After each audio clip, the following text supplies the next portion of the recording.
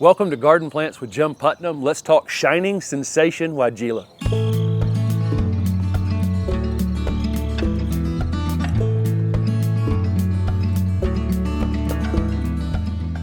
This is Weigela, Florida, Shining Sensation. This is absolutely my favorite dark foliage Weigela. It's not even close. It has incredible dark burgundy foliage throughout the entire growing season.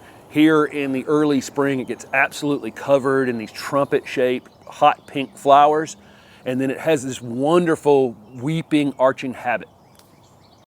Shining Sensation can reach 5 to 6 feet in height, 5 to 6 feet in width, something like that. Probably get a little bigger than that in time if you never pruned it. We're actually going to keep it much smaller than that, easily kept around 4 feet in height. I'll talk about pruning later in the video. As you can see, in middle spring, it just gets absolutely covered in these pink or almost hot pink flowers with this trumpet shape. They're fantastic for pollinators. Hummingbirds love them, butterflies love them.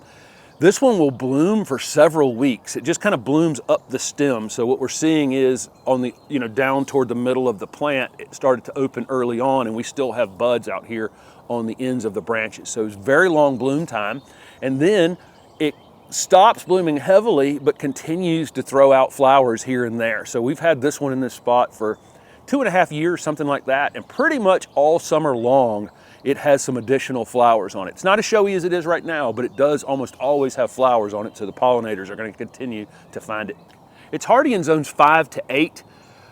Depending on where you're growing it is where I would place it for sun or shade. If I'm in zone 5, it can definitely go out in the full sun. We're in zone 7B in Raleigh, North Carolina, and our summers are long, our days are long during the summer, and these dark foliage Weigela can really get kind of worn out during the summertime if they're in 12, 14 hours of sun during the month of June. So where we have this, it's getting lots of direct sun through about midday, maybe 1, 2 o'clock, and then there's a big oak behind it that kind of puts it in a little bit of dappled shade. It's high shade, it's still bright light in here, but it is in the late afternoon shade, and that really keeps it fresh looking through the whole summer.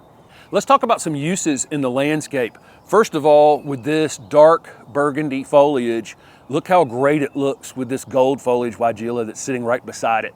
And even the pink flowers on the Encore Azalea over there beside it. It looks great with almost everything that we put around it. We're anchoring the corner of a curved path with it, and so it's just a big accent piece because it looks great all season long, even without leaves in the winter. This is a deciduous plant that goes dormant in the winter. The structure of it still looks great during the winter time. So as a one-off, just specimen plant like this, it's near our foundation. You can keep it such a height that you can use it as a foundation plant. It would look great in a mixed screen, especially up in more northern areas where you don't have as many options necessarily for screening plants. This would look great as just allowing it to be a big arching plant, maybe in a border with forsythia and colquitzia and some of those other arching deciduous plants that would all look great together. And again, they're mass planted or on a bank, really super drought tolerant once they're established. So you can use it on a slope as well. So let's talk about some planting and maintenance requirements. Any kind of moist, well-drained soil is perfect for these. They really are very tolerant of lots of different conditions other than very wet conditions.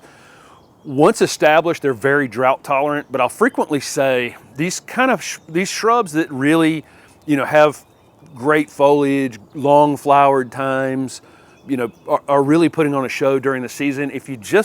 If you never water it, if it gets really, really dry, it's probably going to not look its absolute best. So again, you can go long periods of time without watering this plant, but probably a couple times during the summer, it would appreciate you watering it. These like to have their roots cool. That's true with lots and lots of plants. And so make sure the area is well mulched, keep weeds away from it, and it will perform incredibly well. We've done very little to this plant. This plant's in a spot that stays kind of evenly moist most of the time. We get regular rainfall here, so we're not actually having to water this thing, and it just looks like this all summer long. We fertilize once a year with an organic fertilizer. These can be pruned after this heavy spring flowering. And with these arching plants like this, a lot of times it's a good idea just to take the tall pieces that you want to cut down and just follow those down in the plant a bit and cut them down like that so that you leave this arching habit. and not turn it into a meatball. So I'd rather prune it a couple times during the season and just eliminate these spiked pieces and just take them further down in the plant. And so I'll do a limited amount of pruning on it, but I want to keep this kind of open habit because I think that's one of the most appealing things about Shining Sensation Weigela. So thank you guys for watching and following along with the Garden Plants with Jim Putnam channel. This is one of our favorite plants in this landscape. It's just always looking great. Shining Sensation Weigela.